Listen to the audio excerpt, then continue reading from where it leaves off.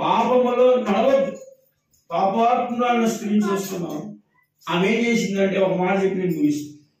యేసు ప్రభు వారి దగ్గరకు వచ్చి ఆయన ఇలాగే పాప అందరి మధ్యలో కూర్చున్నాడు. ఆమె వచ్చి ఏడ్చుకుంటా వచ్చింది. ఆమె కన్నీళ్ళన్నీ యేసయ్య పాదాల మీద పోసి యేసయ్య పాదాలు కడిగింది. మనం ఎడుతామా? ఒక్క డ్రాప్ అయినా వస్తుందా? ఒక చెంచా నీళ్ళని ఎడుతామా? ఆమె ఎంత ఏడ్చింది? ఆమె కన్నీళ్లతో ఒక మనిషి యేసయ్య పాదాలు కడిగేసింది. అంటే ఒక మనిషికి పాదాలు కడగాలని ఎన్ని పడతాయి నీళ్లు? ఎన్ని పడతాయి? సరే తక్కువ ఒక చెంబు అయినా పడతాయిగా, కొద్దిగా ఒక చెంబు నీళ్ళైనా పడతాయి. అంటే ఆమె చెంబు నీళ్ళైనా ఏడ్చింది. ఎవరి కోసం ఏడ్చింది?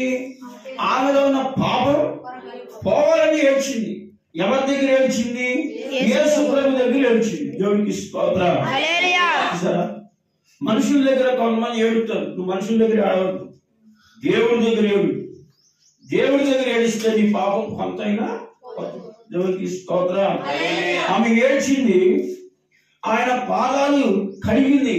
నీళ్ళతో కడగల, ఆమె కన్నీళ్లతో యేసయ్య పాదాలని కడిగేసి. ఇప్పుడు ఆమెకున్న కురులు జుట్టు ఉంది కదా, ఆ జుట్టుని ఏం చేసిందంటే ఆ కురులతో ఆయన పాదాలని తుడిచేసింది. దేవునికి స్తోత్రం. ఎవరైనా అలా చేస్తారా? ఆమె కురులతోనే యేసయ్య పాదాలు తుడిచింది. పక్కన వాళ్ళ దగ్గర కర్చీఫ్ తీసుకోను, టవల్ తీసుకుని ఆయన పాదాలు తొడవాలి. ఈ ఆశీర్వాదం నాకు కావాలి, ఆ పరిశుద్ధుడిని నేను తాకాలి, ఆ పరిశుద్ధుడి కృప నా నెత్తి మీదకి రావాలి. దేవుడికి స్తోత్రం.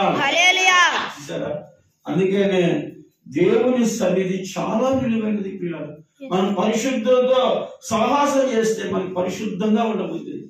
అందుకనే చివరికి ప్రభు ఏమన్నాడు తెలుసా? విస్తారంగా ప్రేమించింది కాబట్టి పాపాలు విస్తారంగా క్షమించబడ్డాయి.